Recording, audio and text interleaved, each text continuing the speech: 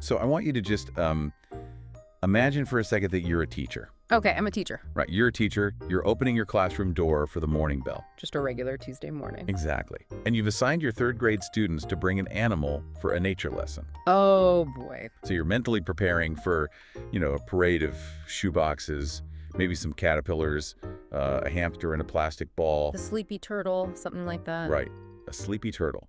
But you open the door, and instead you are staring down a literal wolf-sized German Shepherd. Oh my gosh. Taking up half the doorway, and it's being gripped by an 8-year-old child. It is just the ultimate collision between, adult assumptions and childhood reality. It really is.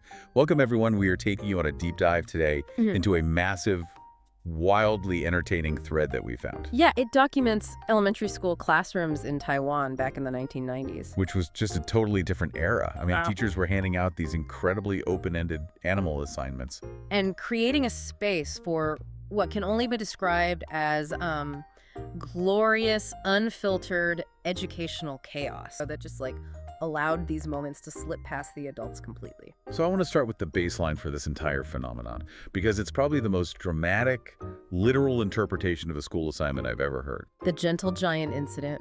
Yes, the gentle giant. The assignment given to these students was dangerously simple. The teacher literally just said, bring an animal to school. Just bring an animal. Zero specific instructions. No parameters. Yeah. Telling a third grader to bring an animal with no instructions is, it's like telling them to bring a snack and watching them wheel in a 3-tiered wedding cake. That is a perfect analogy. You are practically begging the universe for trouble. You really are. You're dealing with this classic psychological trap called the curse of knowledge. Okay, what is that exactly? Well, when an adult, especially a teacher, says something like, bring an animal, their brain automatically attaches this massive invisible rider to that sentence. Like terms and conditions. Yes. The invisible rider says, an animal that fits on a desk, an animal that won't disrupt the lesson. An animal that won't trigger the school's insurance policy.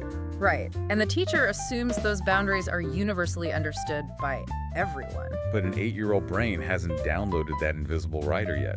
Not at all. In developmental psychology, specifically Jean Piaget's theory, 8-year-olds are in the concrete operational stage. Concrete operational. Yeah. Meaning they take things super literally. Very literally. They process the world in highly tangible terms. Abstract concepts like unspoken social boundaries or, classroom management. They just don't factor in at all. They simply do not exist in their problem-solving process. So, take the author of this particular post. Her family owned 11 dogs. 11 dogs at home. I mean, that is a literal pack. A whole pack. Operating on pure, concrete third-grade logic, she assesses the prompt. Teacher said, bring an animal. Right. I possess 11 animals. I will extract one animal from my inventory and transport it to the classroom. I read this section of the thread detailing the silkworm trauma, and I felt instantly validated. I hate bugs. It is a very real trauma. Users were flooding the comments, pointing out that these highly recommended, quote-unquote, safe bugs. They were significantly scarier to the kids than a giant dog. Yes. I mean, give me the gentle giant over a cardboard box, vibrating with wriggling, creeping silkworms any day of the week. Right. It's a massive oversight in perspective. Adults view safety purely through the lens of physical harm or liability. Right. A German Shepherd looks like a liability. A silkworm does not. But for an 8-year-old, the sensory experience of a box full of pale, squirming insects is genuinely traumatizing. No, it's a nightmare. The safe option created widespread psychological distress. Not to mention the distress for the animals themselves. Oh, right. The thread highlights this very real, very messy reality of handing delicate ecosystems over to clumsy third graders. Yeah, the survival rate of the small animals was notoriously low. The thread playfully uses this Taiwanese slang term, wan shu kui kio.